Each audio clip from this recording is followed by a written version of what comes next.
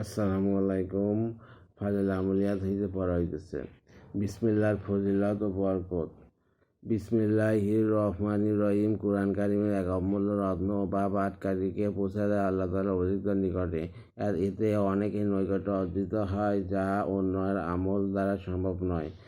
হযরত জাবের রাদিয়াল্লাহু বর্ণনা করেন, যখন উক্ত আয়াত অবতীর্ণ হয় তখন তার বরত্বের প্রভাবে মেঘ রাশি পূর্ব দিকে ছুটে গিয়েছিল। পৃথিবীর বাতাস স্থির হয়ে গিয়েছিল, সমুদ্রের কম্পন বন্ধ হয়ে গিয়েছিল। জীব জানোয়ারের দল সব ওই আয়াতের উচ্চারণ শুনতে কান লাগিয়ে অধীর আগ্রহে বসে গিয়েছিল। এবং যখন তার দুনিয়াতে অবতীর্ণ হয়েছিল তখন আসমান থেকে শয়তানের উপর অগ্নিকুণ্ড নিক্ষেপ করা হইয়াছিল।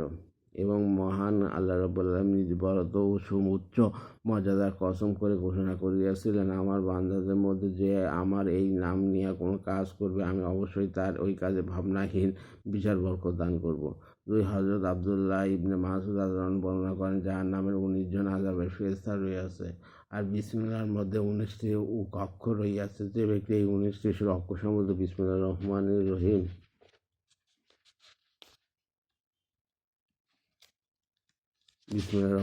পাঠ করবে, আল্লাহ তাআলা তাকে জাহান্নামের 19 জন আযাবের ফেরেশতা কঠিন রাগ আর নির্মম আযাব থেকে হেফাজত করবেন।